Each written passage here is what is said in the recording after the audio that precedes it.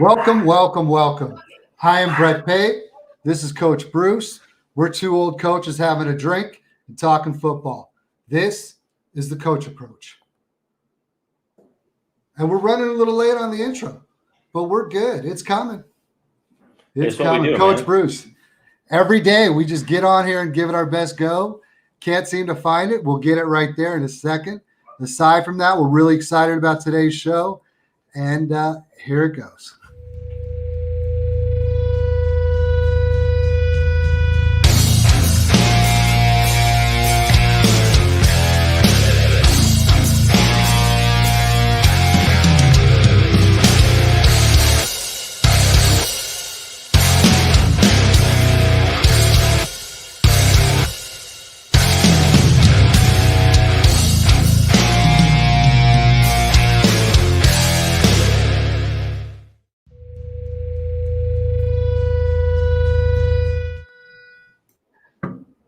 That was some good stuff right there, Coach. That's how we do it. How you doing, man? Man, doing fantastic. Every time I see that, man, I want to put the helmet on one last time, run out the tunnel. Yeah, that's good stuff. That's good stuff, man. Hey, so you're moving along. You got that Project 32 going on, and things look to be going well with that. What about the rest of your week? Yeah, it's Project 32 has been exciting, man. It's launching a new team every day. We just did the Giants this morning and did the Dolphins yesterday. I think we're on team 25 as we count down. Team 32 was the team that we feel is going to be the worst team in terms of total fantasy points, all building up to team 1 on September 4th. So been an absolute blast, man. Other than that, man, we got the Expo coming up. My wife just walked in. I got my hat for the Expo. There you go.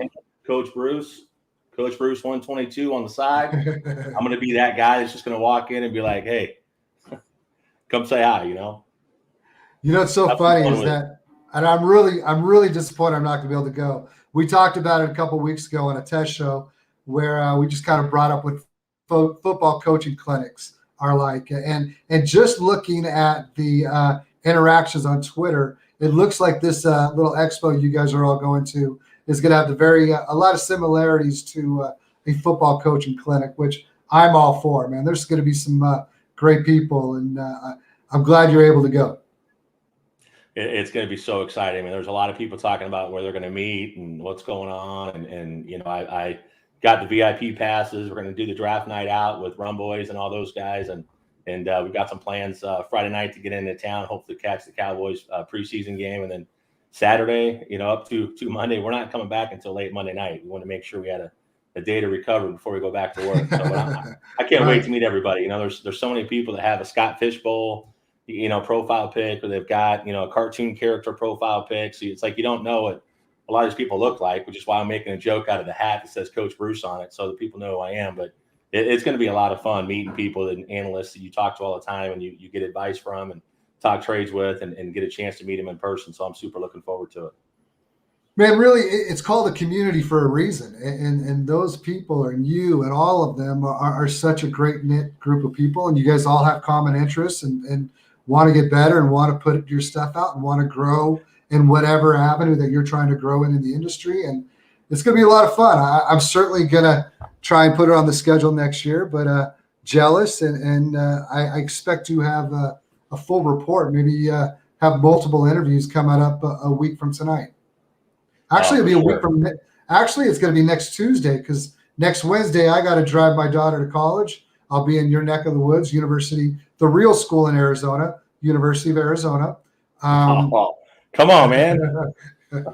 So we're going to be live next Tuesday instead of Wednesday, so that'll be fun. But it's good stuff. You mentioned the Cowboys. This is the first with everything going on. As you know, I've got my mom is.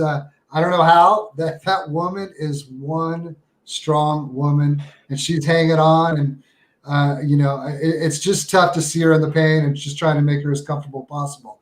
So with all of that, this is the first year I have not had. I've always gotten HBO for one reason only: Hard Knocks. As soon as that has been over, boom, get rid of it. I mean, Game of Thrones is over. And like the ending, hate the ending, or whatever, that was still one incredible series. But I'm missing me some Hard Knocks. How'd it go last night? That's fantastic. I learned a few things. I learned 3 things last night. I don't want to ruin the show for everybody, but I'm probably going to anyway, because if you haven't watched it by now, you should have. But Zeke Elliott can't wrap a present to save his life. He was wrapping up a present for Dak Prescott for his birthday, and there's a whole clip where he can't figure out how to freaking wrap a present. It's pretty comical. 2, Micah Parsons is a beast. He flies all over the field. He's got great personality, great energy. Super looking forward to him playing a part in that defense. Hopefully they line him up at the MAC, which it looks like they're going to at middle linebacker. Put Jalen in a better position for him. And how so. It's just great that he's a character. I mean, is he a character? Oh. So, yeah. And then for him to go where you guys were able to get him, I mean, that's the best part. Heck of a pick. I mean, it's a perfect need. Yeah. We traded down when we realized that the corner we were trying to get wasn't going to be there. So we traded down and we ended up getting the best, potentially it could be the defensive rookie of the year this year in the NFL. So I was super excited that we picked up an extra pick and we also got the guy we were aiming for. So it was great. And the other thing I learned was that Dak Prescott drops a lot of F-bombs, which I did not know that. He's always the most professional guy and the commercials he might be my fucking one-on-one. Yeah, that's my kind of guy then. I mean, he might be my one-on-one. No, that kind of shocks me. Off and he's being taken out. Yeah. Yeah. Was that all 3? That was all 3, man. Z can't rap. Presence. I should clarify that. Micah Parsons is a beast, and Dak cusses a lot, but Dak's ready to get on the field. So I love a quarterback that's pissed off. He's being held back. I just out of curiosity, because if you look at Twitter every day, all you see is CeeDee Lamb highlights, which I'm all for. Did they show anything? Was there a lot of CD in the mix? There is. CeeDee Lamb special. I mean, that's a guy that I love what they're doing with Michael Gallup too, moving him around. He's getting some snaps in the slot. He's not just going to be fixated at the X spot. So I like what they're doing there offensively. But no, CeeDee Lamb is absolutely the real deal. And what's funny is 40_Williams, man. Thanks for checking out the show, bro. He just put something up that says Dak doesn't seem to like McCarthy very much, and you can tell that there's a little bit of friction there, and they're just kind of starting to fill each other out. They didn't have an offseason last year. Dak gets hurt 5 games in. How much was he really around? During the surgery and his post rehab and all that stuff. But you can tell they're kind of getting a feel for each other. So that's a dead on comment right there.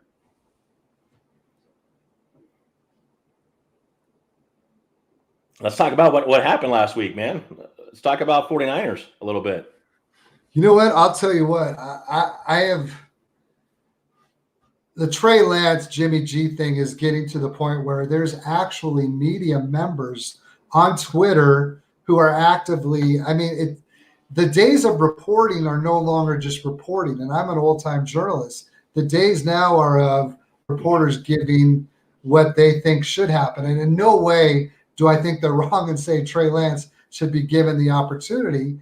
It's just weird to see day by day posts by different San Francisco 49er beat writers and doing things almost like simply posting what their stats are in practices, through camp so far. And what they're posting is what we all, or at least I kind of thought that would happen. I thought Trey would go in and show exactly what we all think he can be. And he's just doing it a little quicker than maybe San Francisco wants them to, or it was probably much like Mac Jones. The reality of it is that they didn't say the truth about that in the early on. So he's might be starting right off the bat the way he's looking. No, hey, what a great situation for Kyle Shanahan to be in, right? He's got a guy that's a proven, Jimmy G's struggled to stay healthy for an entire season outside their Super Bowl appearance and what he did with New England when Brady went down. But what a great opportunity for a head coach to be in is I've got a proven guy that plays well when he can play. And then I've got a rookie that sat out last season. They played one showcase game at North Dakota State just so he could show some reps. But the guy, through the scouting report, through the NFL draft, post-draft, the one thing that the scouts and NFL guys have been really impressed with is his football IQ. And so it's not surprising that his recall is supposed to be really good in what he's doing, in terms of that offense. Kyle Shanahan doesn't run a simple offense. There's a lot of verbiage to it. There's a lot of things that he does with his personnel. But man, as a coach, it's hard for me to go, you've got an opportunity to compete. You're in the toughest division of football, in my opinion, with the Rams and the Cardinals and the Seahawks. I get if Jimmy G gets off to a great start, then you're in a tough spot. Just to me, put Trey Lance in. If he plays well in the preseason and outplays Jimmy G in the preseason, then to me, I got to go with Trey Lance week 1 and show everybody in that locker room, hey, we're here to win a Super Bowl in this division. We can't get off to a slow start. Exactly the difference between not getting in the playoffs or getting in the playoffs, because you could see 2 teams, maybe 3 from the NFC West get in the playoffs. So I just think Trey Lance gives you so much more in terms of what you can do from an offensive standpoint with his ability to run with the football and make things happen off script with guys like Ayuk and Deebo Samuel that are so great at run after the catch and what they can do in the screen game and breaking tackles. And you've got Kittle, who is absolutely phenomenal. So he just has to stay healthy. Trey Lance, let's get it going. No, I totally agree, and maybe not even for the reason that you brought up, and them wanting to go to the Super Bowl right now, or them feeling like showing their team that this is done for that reason. Where I don't know if you would jump off of Jimmy G if that's what you're trying to sell to your team. It's easier to sell that he may give you the best opportunity right now, because maybe Trey's looking great right now, but it's still not live action and so forth. There's going to be some growing pains. I just see that. Just start the clock now. There's no need to, if it means that a Super Bowl run happens 2 years from now instead of this year. I think his development and what he offers, just like you said, his ceiling is crazy. There's no reason not to just get going. Yeah, and I just think you make a great point, Coach, with the veteran and teams feeling like, hey, maybe that's the best place to start. But they've got a great offensive line. They've got all their guys back last year. They're hurt on the defensive side of the ball. They're built to win. They're built to win now. I just feel like, hey, why not go with the guy that gives us more in terms of an offense and what we can run? And if things do break down, he's got the ability to do some things with his legs. But I get the other side of it. It's a great point. I think that's why the safe play is to say, let's go Jimmy G. And if for whatever reason, nobody could really question wanting to go with the veteran versus the guy that spent, the 2020 season, really didn't play outside of one game and really only has 1 year of being a full-time starter at the college level, and that was at North Dakota State. It wasn't in the SEC.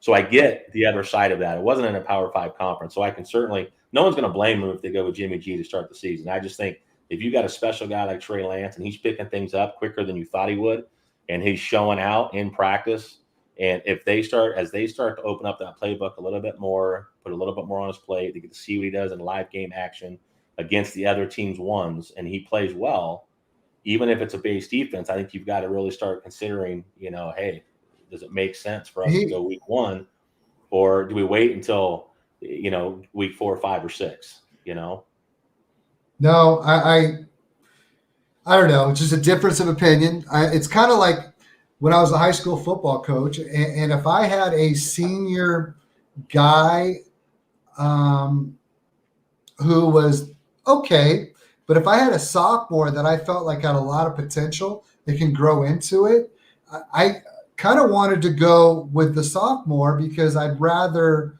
get the ball rolling and let's see what's the best thing we can do as far as his development. And that's the way I think you should approach it with Trey, because the guys around Trey are guys like Deebo. They're guys like Ayuk. They're, relatively young team. So why not let the young quarterback develop instead of simply trying to win now with Jimmy G, who may not help in the process of getting Trey ready? So here's a good transition, talking about quarterback competitions. And for those, this is only our second show. It's not like we've got a bunch of shows, behind us. But for those that don't know, we talked about this last week. We don't do a show sheet. We have a couple bullet points we talk about 45 minutes before we go on. And we just kind of go from there. Just a couple ex-coaches talking football. But we talk about quarterback competition, talk about Mac Jones versus Cam Newton, because you talk about reporters now don't necessarily just report what's going on in camp. There's people keeping stats in there. And, reports are that Mac Jones is playing really, really well right now too. And Cam Newton, now you've got Hunter Henry going down. And I think one of the strengths they had with Jonnu Smith and Hunter Henry, to use more multiple tight end looks, 12 personnel as an example. We know it's something that they were very successful with Gronk, with Aaron Hernandez, something Josh McDaniels likes to use. But now if Hunter Henry's going to miss some significant time, are we not kind of in the same boat we were in last year, whereas you were trying to say, hey, if we can throw it to James White, we can get the running game going with Damon Harris and Sonny Michel. Now we're looking at Cam Newton. He struggles outside the numbers and with deep balls. So having two tight ends that are very good at pass catchers, and if one of them is down, we're kind of back that same offense they had last year. Does Mac Jones bring more to the table in that scenario? So how do you see that play out? Here's the problem that I have is that I feel like my eyes are now so fantasy football related as that's what I see. So I want Mac Jones in right there. But I think that so many of us in the fantasy or so many people in the fantasy football community don't forget that an NFL team is simply caring about trying to win now. And Right. so I want Mac Jones in there. I want to see what that has, but I don't necessarily think that's the best for the team. I think Cam Newton did okay last year with very minimal resources around him, and I think he should have the opportunity to kind of lead the team for a bit, don't you? Or do you think they should go right to Mac? No, so that's a scenario I would look at more like you did, the last quarterback with Jimmy G and Trey Lance. And this is one where I don't think they're the same though. Mac Jones and Trey Lance are are not the same. So that's why for me, yeah. Yeah, I'll take your angle on this one that you took with San Francisco and say in this scenario, to me, Cam Newton probably gives you a little bit more early on. And I just say that from the standpoint of last year was tough with the shoulder. He was trying to change his throwing motion. There was so much going on. They didn't have Nelson Aguilar last year. They didn't have Hunter Henry. They didn't have, they've done a great job, in my opinion, of building that team around it. You get Sonny Michel back healthy. Right. You picked up Ramondre Stevenson. You've got Damon Harris. You got James White. The backfield is set. The tight ends were set. Hopefully Hunter Henry can come back. If he's coming back in week 2 or 3 and he's not out that long with a shoulder injury, then I think Cam Newton's your guy, what you can in the run game.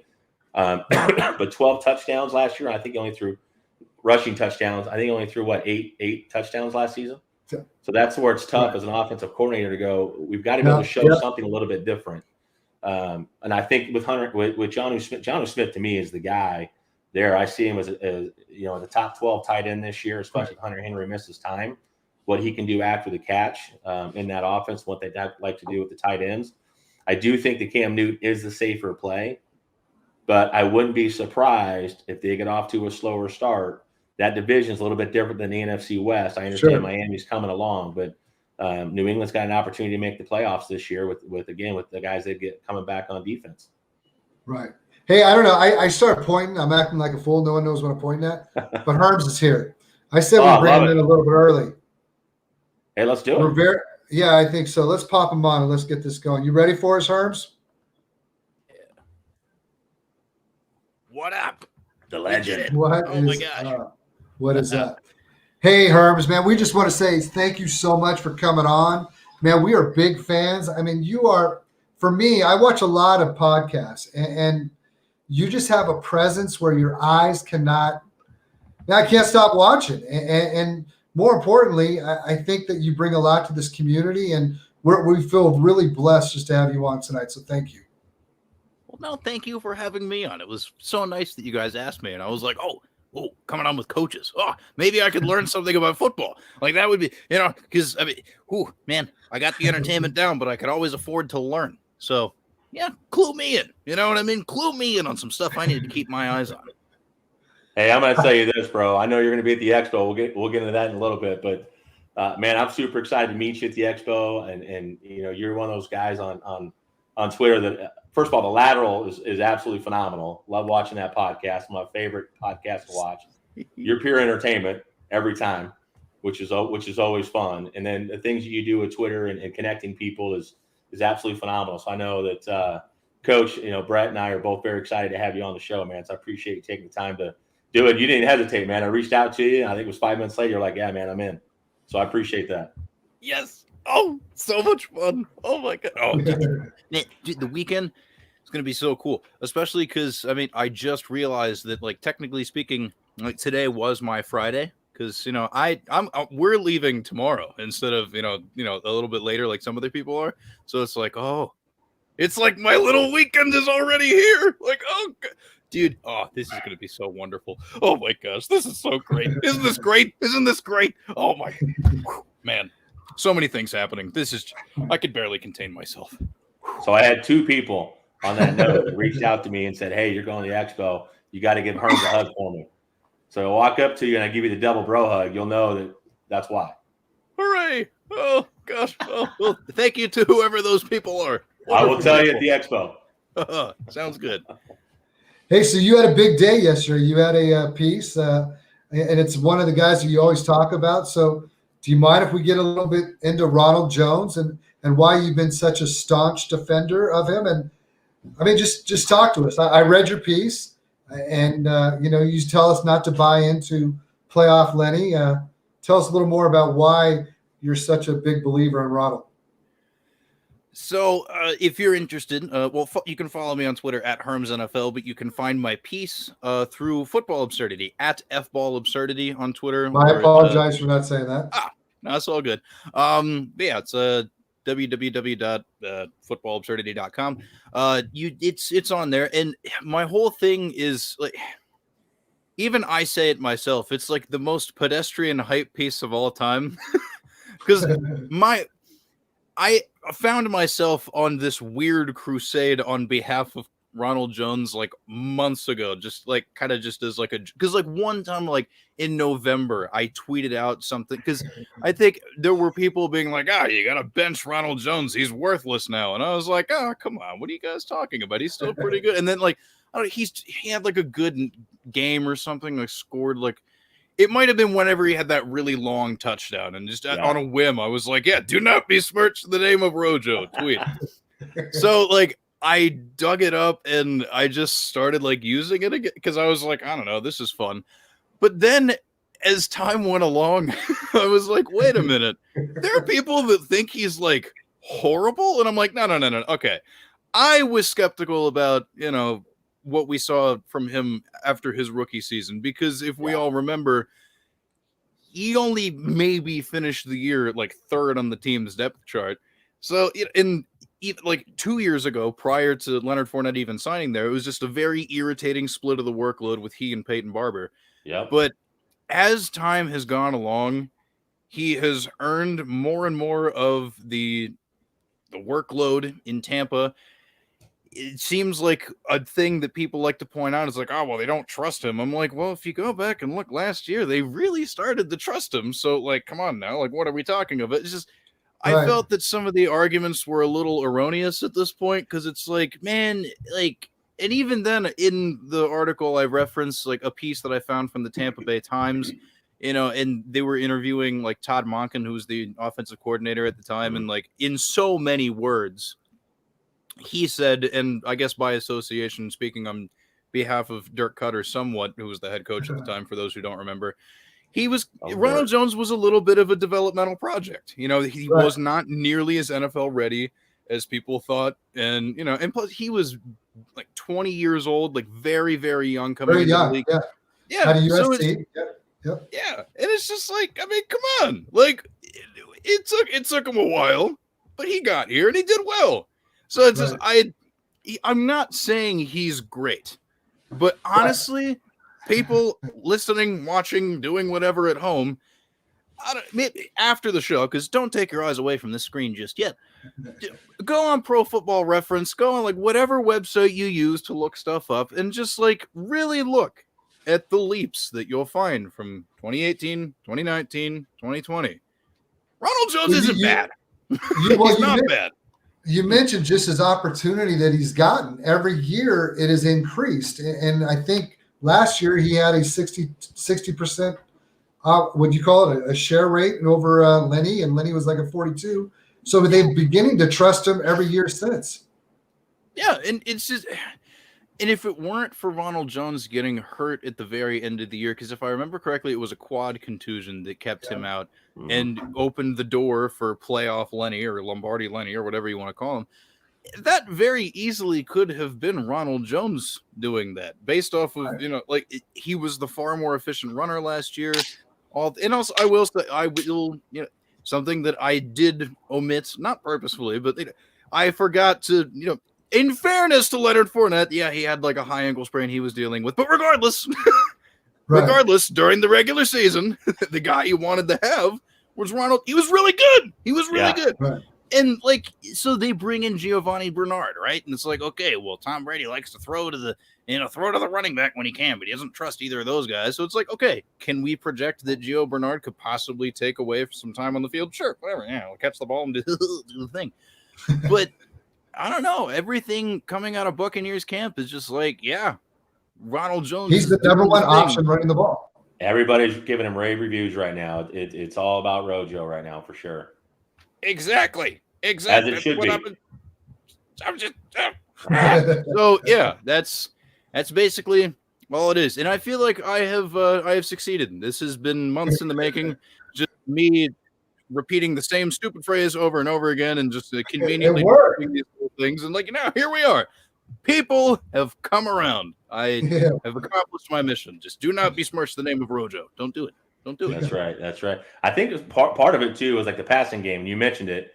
There was practice. There was games where you would see Tom Brady kind of give them a look when they drop a pass, or if they didn't get their head around quick enough, against the blitz, they didn't realize, hey, I'm the hot route on this. I got to get my head around. There's a ball coming. So there was that frustration, and everybody knows Tom Brady gets what Tom Brady wants, and he proved that with Gronk coming back and Antonio Brown wanting to go there. All 22 starters are back.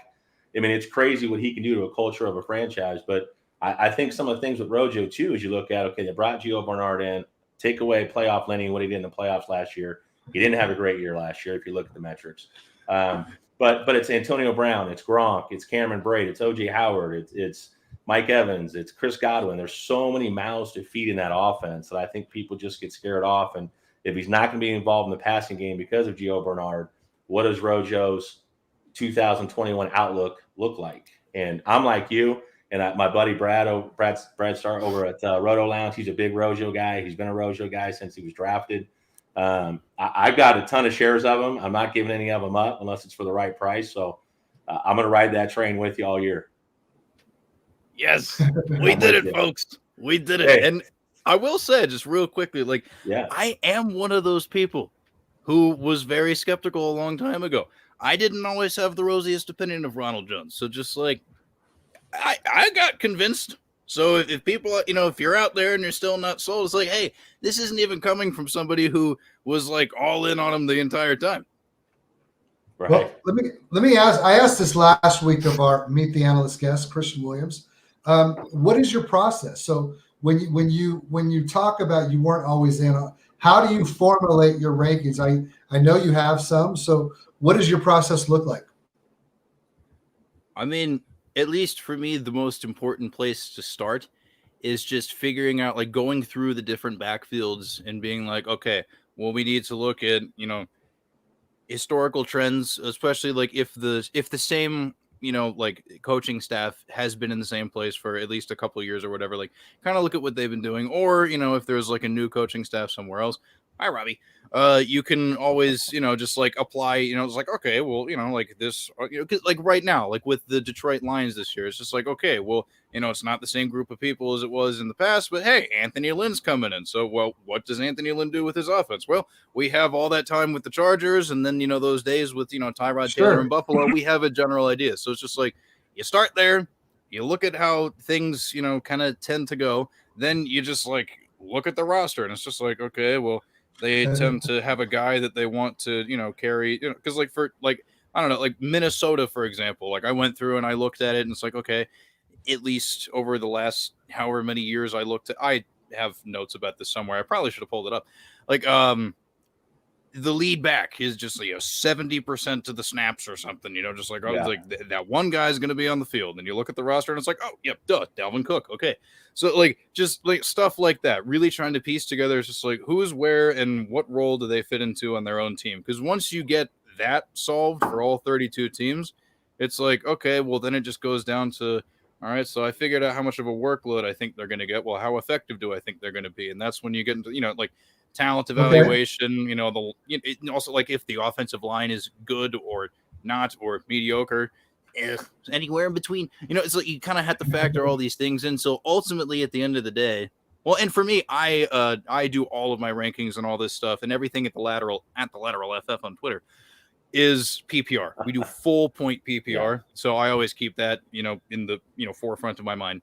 Sure. So yeah, it goes down from there. So it's just like, who is like the best combination of all of these things? We're just they're talented. But the thing I weight the most is just like, how much opportunity are you going to get? Because the more you're touching the ball, the more the ball is in your hands, whether it's handed immediately to you or thrown to you, like 5 yards that way, like, oh, got it. Oh, time to go. Like, that's what I really like to look for. So it's like, obviously, like a Christian McCaffrey, number 1, baby, shocker. Boo, wow, how'd you arrive at that? So, Christian McCaffrey, number 1, Alvin Kamara, number 2, Dalvin Cook, number 3. And then, to round out my top 5, it's like Aaron Jones and Austin Eckler. It's like, what do all these guys have in common? They are fast, good, can catch the ball. Their teams are pretty decent. And also, who's getting the ball at the running back position more than those 5 guys? Probably. You know what I mean? They're all using the red zone too, which is a big thing with running backs, right? Yeah. Not only are they catching the ball, but they're used in the red zone. They're getting touches in both the passing game, the run game, and the red zone, which is, I love it when people say Aaron Jones is touchdown dependent. No, he's not. Is he? These people. Yeah, right? What are they doing? What are you doing? But hey, here's what I love about what you said. So there's a debate on Twitter all the time, and it's not necessarily film guys versus analytics guys. And as coaches, as a coach, I fall into both of those. I think they're both extremely important. So I love both sides. They're all beautiful people, but you look at it and you go, what the process? But it's not just about the offensive line. So you hear people say, offensive line doesn't really matter. But yet, as soon as Jonathan Taylor and Quentin Nelson gets a foot injury, Eric Fisher's a left tackle. He's still, recovering from the Achilles tear from the AFC Championship game. They've got the center, Ryan Kelly's, is nursing something. So all of a sudden, people want to drop Jonathan Taylor down their rankings. And I'm going, hold on a second. That offensive line play didn't matter. Right? So I always feel like that's a factor that I think is sometimes overlooked. And maybe it's just being an offensive coaching guy. But I do think offensive line matters. I think it matters for Jonathan Taylor. I think it matters for the 5 guys you just listed, which, by the way, you've got 4 out of my 5. My top 5, you named 4 of them. So at least I know we're close. But offensive line is one thing that I think it is a factor, especially in the run game, in terms of what you can do, not just in terms of scheme, but in terms of personnel and what the strengths are of that offensive line. Like Detroit. Detroit now has got a great offensive line all of a sudden, and what they've done in the draft. So, to me, that's a team that, I appreciate what they're doing in the running back room over there with Jamal Williams and DeAndre Swift and those guys. So I got a question for you, because you're a Steelers guy. Let's get into Najee Harris. Give me your breakdown on what you think. I'm a huge Najee guy. I think he's top 10 this year. He's probably top 5 and going into 2022. I want to see what in this, again, offensive line. The Steelers do not have a great offensive line, but what do you see from Najee Harris this year? So I got it because I don't have it off the top of my head, but in my redraft rankings, I want to say I have Najee Harris. There we go. RB7. There it is. Haha. So that's where I have him fairly high. And people are like, what are you doing? The offensive line. It's like, yeah, okay. The offensive line, not great. But I don't think it's nearly as bad as people are like, oh, it's by far the worst. I'm like, well, first of all, have you seen the Carolina Panthers offensive line? Come on. But and also the only player that can get away with having the worst offensive line and having it not affect them whatsoever is Christian McCaffrey. Going back to what you were saying before, is just like, there's one person who's immune to that, and that is him. But yeah, so it's just, I really like Kendrick Green a lot. I know that he didn't spend a lot of time at center when he played in Illinois, but it's obvious to me, at least, that he has incredible run blocking skills. Maybe like pass protection is going to be weird for many of the new pieces on the offensive line, because that's not really the thing that they were super great at. But here's the thing. A lot is made of just like, oh, but all these familiar names, they're leaving. What are they going to do? This is awful. It's just like, okay, like I get it. Like Alejandro Villanueva, like, yes, we remember his name from years past. Pouncey retiring. Yes, we remember his name. Like DeCastro, not being on the team anymore. It's like, look, okay, like, were they like Pro Bowl players, like all pro level once upon a time? Yeah, but honestly, over the last couple of years, like anecdotally speaking, just as a Steelers fan who watches the team a lot, and then also if you're a fan of the PFF grades, It's up to you. I happen to think they're valuable, but I'm not going to tell anybody what to, think is important. They weren't good. They really weren't good. Like, something had to give eventually. And it's just like, okay, yeah, sure. Like, these names were really good, once upon a time. Turnover needed to happen. I think some of the guys they bring in, they're spry. It should theoretically improve the run blocking a lot. I'm nervous for giving Ben Roethlisberger a lot of time to sit back there and throw the ball. I'm terrified for that. But when it comes to I don't know. I think they'll be able to block for Najee pretty well. And also, with how much I anticipate he's going to run the ball, do I really care if he's all that efficient? I don't care if it's like a remarkably horrible level of inefficiency. He's probably going to touch the ball 300 times. Oh, absolutely. So it's just like, barring injury, there's no reason that he shouldn't finish super high. Because, like, the Steelers, ever since Mike Tomlin has taken over, at least, and also just generally speaking, like anecdotally over the course of time, they like trusting that one dude, that one guy. And I get it's just like, oh, well, if you look at the season totals of this, the last couple of years, James Conner, he only got the blue. Okay, it's because he would leave the game a lot, but in games, especially like even back when Le'Veon Bell was the running back and stuff, yeah, he would leave with injury sometimes too and all that. Like, but the game plan is when your lead guy is healthy, just shove him out there. Just give him all the work. And that's what they do. Am I afraid of Anthony McFarland taking away significant work? No. Am I afraid of Benny Snell? No. Am I afraid of Kalen Balash? No. It's fine. Like, yeah, plus Najee Harris is really good. We even saw it in the Hall of Fame game. Like the thing, shout out Angelo Analysis, just like if you never checked out any of that, that's pretty cool. The slalom technique, to see. I love his stuff. Yeah, it's just like, Najee Harris will be fine. It'll be fine. Don't worry about it. Just take him for your team. It's worth it. Ugh. So I've got him at RB13 right now, based on finishing all 32 teams' projections. I've got him finishing with 290 fantasy points in a PPR format with about 1,500 all-purpose yards between receiving and rushing. So I think that, and so here going back to the offensive line thing, I think is great, and you're so dead on with CMC, but I also think anytime you take an Austin Eckler, a CMC, a Dalvin Cook, a Zeke Elliott, guys like that catch 50 to 60 balls a year, if not more, or running backs get targeted over 100 times, offensive line is less of an issue because you have to have the factor of the passing game out of the backfield. And so you have to have a guy that's assigned to that running back. It's a little more difficult to cover that against a guy like CMC in zone coverage because they'll pick you apart. But that's the part I think is important too, which is why I think Najee is just in a high volume offense, them getting back to what they did well, where letting Big Ben cook, if you want to say that, not to steal that from the Seahawks with Russell Wilson, but we saw what that did after an 11-0 start the second half of the season when all of a sudden they couldn't run the football when it mattered the most. And I think Najee Harris coming in is a huge upgrade at running back from James Conner. As much as I like James Conner, I think he'll play a role in Arizona. But I'm excited for the Steelers offense this year. I think it's going to be a little bit more balanced than what you saw last year, and you don't have to put everything on Big Ben to throw your way to victory. And I think with Chase Claypool and the receivers they have over there, that Deontay Johnson, you can play a little bit more of smash mouth football that complements what they're trying to do in the passing game with getting the ball out of Big Ben's hands as quickly as possible, which is what they did last year. It was all about how fast can we get the ball out of Big Ben's hands and let Deontay Johnson and Juju Smith-Schuster work underneath and just run Chase Claypool off on intermediate to deep, and let's just see what happens. I think there's going to be a little more balance this year in what they do from a passing concept.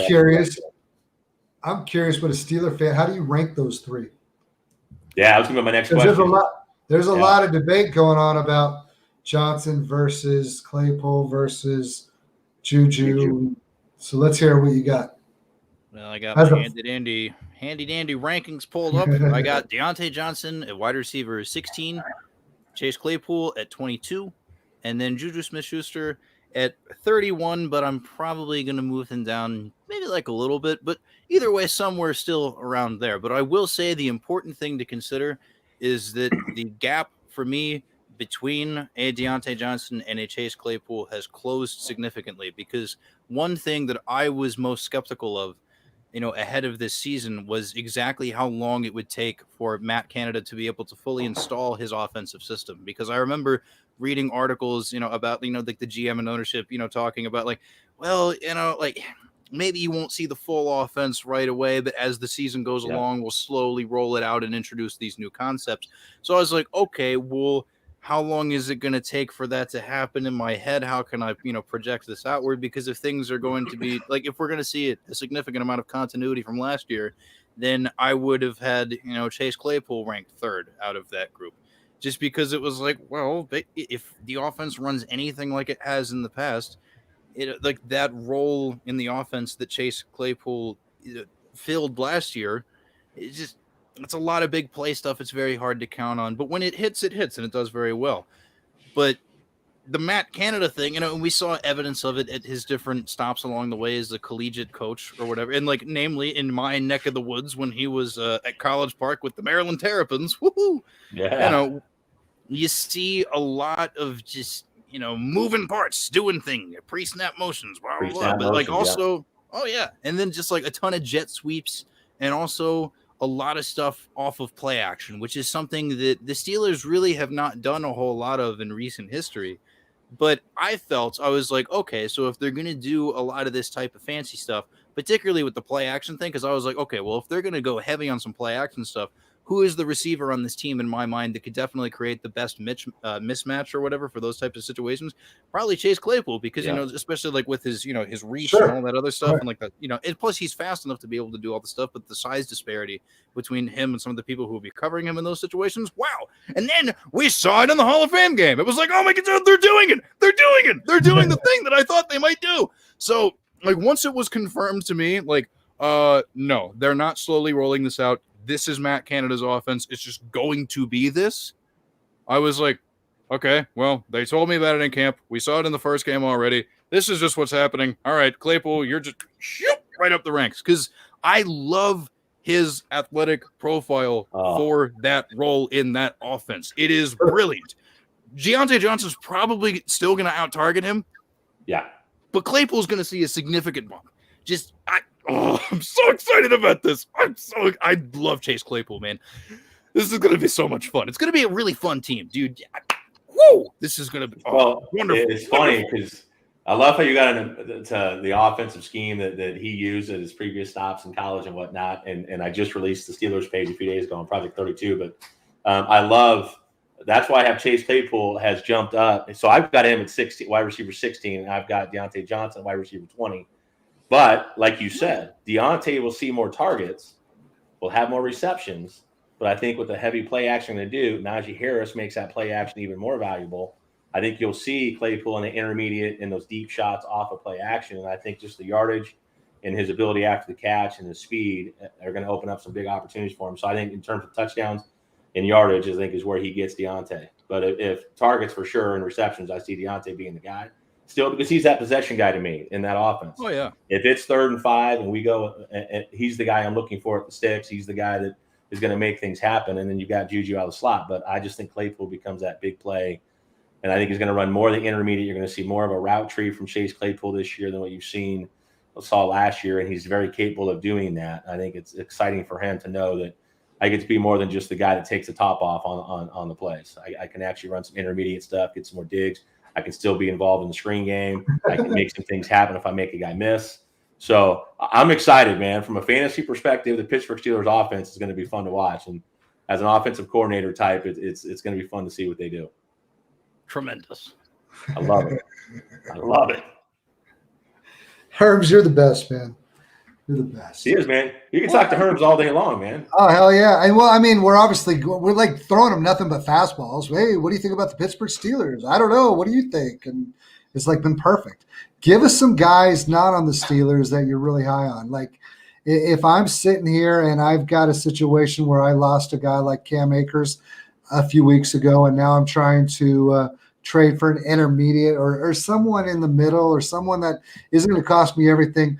Who am I looking for in the 17 to 30 range that I should be trying to trade for? All right. Well, as I have it pulled up around here, some names that pop out on my list. Michael Carter. That's something that I think is particularly interesting because it's like, yes, I do understand that the Jets are probably bad, But here's the thing. We were talking about it before. It's like opportunity, and the fact that like between like Elijah Vera Tucker and Mekhi Becton and some of these dudes, like it's really starting to improve. And it's like, okay, will Tevin Coleman probably start the season as like the RB1? Like, sure, whatever. I get it, because the San Francisco connection and the this and the then the blah, blah, blah, sure. But talent wins out at the end of the day, and like, I'm sorry, I just don't think Tevin Coleman's that good at this point.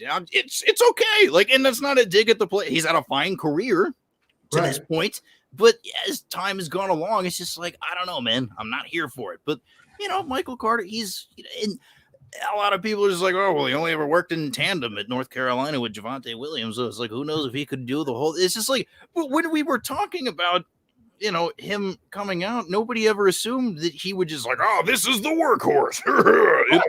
And like, he doesn't. Yeah, he doesn't have to be. He could split with whoever, and it'll be fine. But I think he'll get the valuable touches, especially because, like I said before, full point PPR, and it's just like he's really good at doing that, especially in the open space. You see that dude? He's small, but like he runs so compact and with such purpose that it's just like boom. Just go. Yeah, there's no wasted movement with that guy. Yeah, so just he'll receive the requisite opportunity to the point where it's just like, I don't know, man, you could get some pretty solid flex weeks out of it, and like, and Ronald Jones, that's another one, but I already talked about that one. But the other thing is, like, I guess the last one that I'll just like throw out there is, I understand. So it's like, well, never trust Patriots running backs. It's like, okay, but still, one of them is going to be better than the other ones. Damian Harris, he will be better than the other ones. I don't know. Yeah. He kind of showed it a little bit last year because, like, I can't remember what happened to him, but he got hurt there for a while and he came back. I think he came back in time to play the Chiefs. And, like, from that stretch on, like, he was still getting you close to 10 points. You know what I mean? Yeah. So it's just like, whatever. I get it. Sure. What's the ceiling? As long as Cam Newton's starting, it could be a little frustrating because who's the goal line back when Cam Newton's starting? Cam Newton.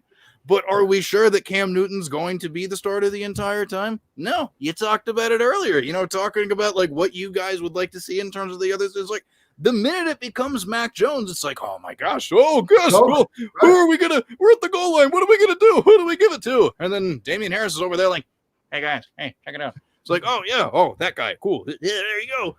So I mean, he's safe. It's boring. There's not a ton of upside. I understand that, but when you're playing fantasy football, upside's fun, guarantee, especially once you get to a certain part of your draft and constructing your roster. Like, you need a little bit of a safety net. Because if anything goes awry and all you did was just take lottery tickets, then it's like, I don't know, like, yeah, take your lottery tickets, but also invest in a few stocks. You know what I mean? Like, or a better analogy than that one, just like a safer thing. Buy some lottery tickets and then buy bonds or something. There you go. That's a better analogy. Sure. So you got to find those guys. And I don't think there's anything wrong with Damian Harris as one of those guys. So the 3 names. Boom. There it is. There you go. That's good stuff. I agree with you on all three. So now let's take it a step further because you see this all the time, and teams are starting to draft more. Now you get a lot of redraft. I know you're a big redraft guy too, but you get a lot of the home leagues and people that may not be on Twitter. Twitter, it's like it's all analysts, right? But there's a lot of us fans too, like Brett and I, that don't consider ourselves analysts. We just love fantasy football and interacting with guys like you. But who is a deep dive, somebody that isn't getting a ton of attention, didn't have great draft capital, landed in the right spot, some you see late drafts that you would advise people who are just getting into fantasy football to take in a redraft? Oh, man. Oh, geez. I was after throwing one at you, huh? Oh, no, it's cool. I just this one's kind of interesting because, like, so I have not figured out where to put them in my rankings, but this is a player that I have, tweeted about at different times and also talked about on my own podcast. The Lateral Show typically drops every Wednesday on Spotify, Google Podcasts, Anchor. Check it out. But Marquez Callaway is somebody that I think is, pretty interesting, especially because and for the Scott Fishbowl, like I went back and looked at the Scott Fishbowl app or whatever. Like I think like one of 50 some teams in the whole tournament that even drafted the guy.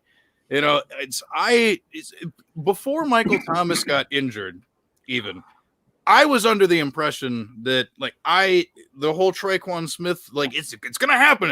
He's gonna finally break out. It's like I don't know. I got sick of waiting. It was just like we waited long enough. It hasn't quite happened yet. They got to do something else. But this Callaway guy, I mean, I remember last year when he was called upon because he had ascended up the depth chart a little bit due to like other injuries and whatnot, because I think it was finally by the time they were down somebody like all the way down to like Deontay Harris or something. He finally stepped up and he did super well in the opportunities that he was given last year. Because I think like during that little stretch that he had, I mean, he was, he caught like 8 of his 10 targets and all that. And he was pretty efficient with the yardage and whatnot. He's fast. He has a similar-ish profile to Traquan Smith, but it's just that, I'm just going with the unknown, banking on the unknown a little bit more. Just so I don't know. I mean, and we've even seen, rumblings out of New Orleans. It's just like, well, in the absence of Michael Thomas, who's the best wide receiver? It's like, well, it seems to be a lot of buzz for Marquez Callaway. If I remember correctly, he was an undrafted rookie free agent last year. I mean, like, this is a dude literally just like off the streets. They were like, hey there, you come here. So just, he's finding himself in a pretty interesting opportunity. And like, but I will say, do I necessarily project that it's like, they're just going to pass the ball a ton? It's like, well, no, because, like, especially with Michael Thomas being honest, it's like, well, they're going to have to stick to their guns and stick to their strengths. What are their biggest strengths on their team? Not the quarterback so much anymore. Hasn't really been for the last couple of years anyway. No offense to old man Drew Brees, obviously. But, it's like the best weapon they have is the guy that typically stands either beside or behind the quarterback. So it's like, yeah, could I theoretically see a situation, particularly like if Taysom Hill starts, where it's just like some like weird version of the triple option all the time between him, Latavius Murray, and Alvin Kamara? Sure. I don't know, but they got to throw the ball to someone. I also like Adam Troutman, the tight end, but you said deep. And more people have been coming around to the Troutman thing. So if you're not going to say Troutman, you go the next step down and say Marquez Callaway. There you go, man. It's funny that Traquan Smith, when the injury happens, like that's when a lot of the people that weren't already aware of Marquez Callaway all of a sudden started seeing more publicity on the Marquez Callaway hype train than you were getting. Whereas before that, it was Traquan Smith coming into the Scott Fishbowl draft. I shouldn't say coming into the Scott Fishbowl draft. I apologize. After that, when the Michael Thomas injury came out, was when you started seeing a lot of people jumping on Traquan Smith. But I know I've got more shares of Marquez Callaway than I do Traquan Smith. I know that. And that's probably more luck than skill. But hey, what are you doing?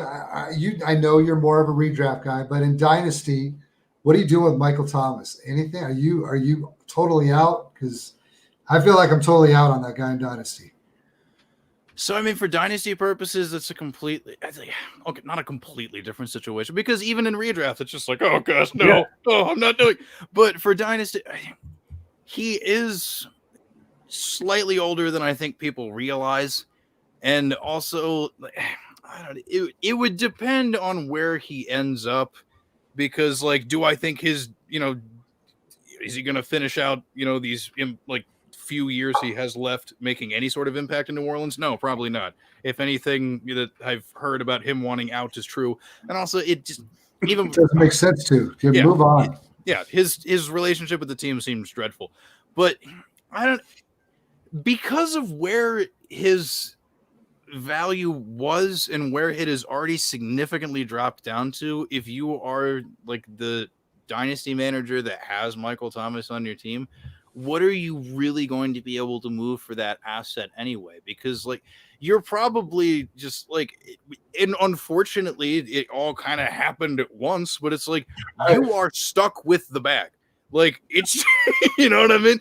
Like I've seen the case for just like, oh, just get him for anything you can, blah, blah. It's just like, look, I don't even know about all that either, because like there's still enough of an off chance that something, things work out and he comes not all the way back, but maybe even if he just becomes like 75 or 80% of himself, that's still a guy that you want for your team. So it's just like, you can't really sell.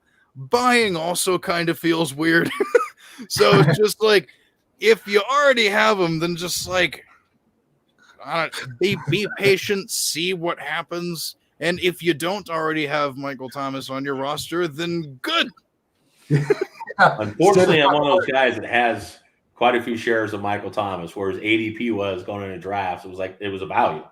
And Scott Fishbowl, I can't remember what round I got him in, but I grabbed him in that. And of course, the injury deal came out with him waiting to get his surgery. But I think you're dead on. For me, having him, I have no interest in trading right now unless somebody's just going to, give me some crazy offer for him, because his value is a lot less now than it would be if he does get traded. Now, the problem with the trade is he's got an $8 million dead cap hit this year, $22 million next year. So they're not in a great situation to trade him. So that's a tough deal. So it's almost like you're better off waiting. If he does come back and decides to play at some point this season, his value will be higher then for teams that are in win now mode. And if I've got a team that is not in win now mode, I might be able to get that owner to pay a little bit more for him than I can right now. But to me, I'm holding him because the few offers I have gotten are guys that are trying to get him dirt cheap, and I'm not going to move him for something dirt cheap. So, you're stuck with Michael Thomas right now, in my opinion, unless somebody in your league is crazy enough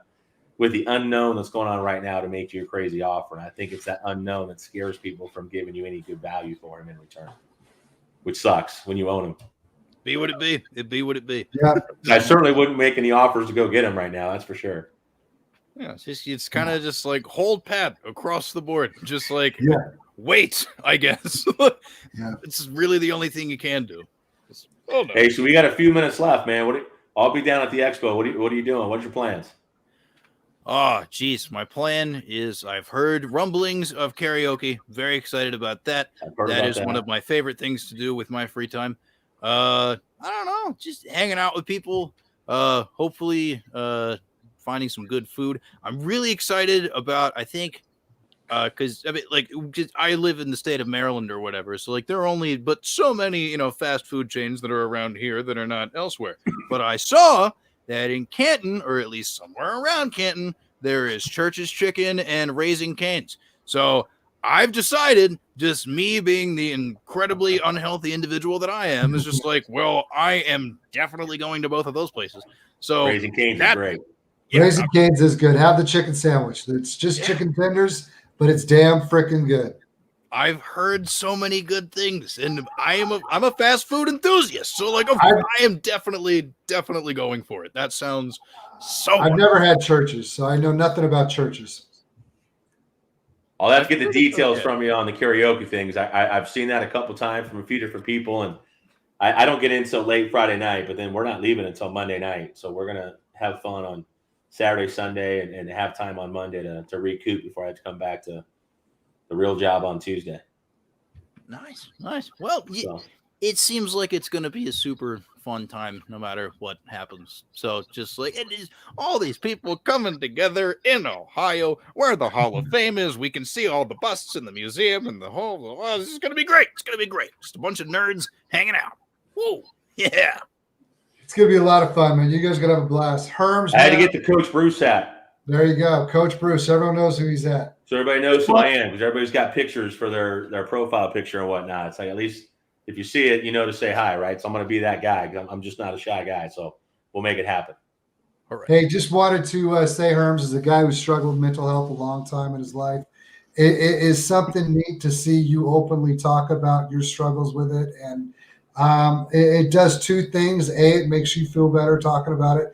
And B, it also allows other people to know that it's okay to talk about it and they're not alone when they struggle with that. So I appreciate it as someone who's gone through this stuff forever. You are someone that I would fight any fight with. So I appreciate you, man. And so thankful you came on tonight. Well, thank you so much. Shout out the bipolar type 2 gang. What's up in the building? Hey, just because you have things that are different about you does not always mean it's a bad thing. Sometimes it's kind of a good thing. Because, am I a relatively inarticulate doofus? Yes. But my worldview and the way that I don't know. It's not like it is, that like other people view things differently than I do. So it's just like, even though it does have some adverse effects on my life, there are also certain things where it's just like, wow, this is like really cool. I know that, especially, when I first got diagnosed, I did a lot of research about it and all this stuff. And I found it's just like, wow. So, there are certain things about this that are really difficult, but at the same time, it's like looking at all these others, it's just like, well, commonly very good with the arts, commonly very good with like creative writing and like all these other things. And I was like, wow, Yeah. I guess Yeah. that kind of explains why, because like being a musician for a really long time is just like all that, like, and it's just like, wow, this has been one of my strengths the whole time, and I had no clue. Absolutely. So, I hate to, I mean, I'm right there with you. I've been diagnosed with the same thing, and I went through great drugs like lithium, and everybody, whenever you struggle with anything, 9 out of 10 times they say you're bipolar. And so when I was diagnosed bipolar, it never did much for me other than make me think more negatively about myself. I didn't really get the proper help. But when I was finally properly diagnosed, I saw the same things you just talked about. I saw that what borderline personality disorder does is that it accentuates everything. It's like putting all my emotions on steroids. And so I would react inappropriately based off of those emotions. And that's what borderline personality disorder does. And so I agree. I love harder. I am passionate harder about everything else in the world, and whether it be whatever it is. And now that I've learned to manage it, it's definitely a benefit. So, man, I'm glad you can look at, I mean, you're right. We have something to be proud of. Hey, I think the cool thing too, man, Herms, and everybody that knows you on Twitter knows what a great guy you are, but just, I think there's a lot to be learned, man, for speaking out and sharing your story and other people that share their story. I know I'm in 30 something leagues. I'm crazy. I'm just that guy, but there's a lot of them when there's regarding the mental health, like Fantasy Moose and two other guys on Twitter. I'll do those leagues just because it helps raise awareness. And then there's so many people that struggle with it, that don't know where to go and how to look for help or don't want to talk about it.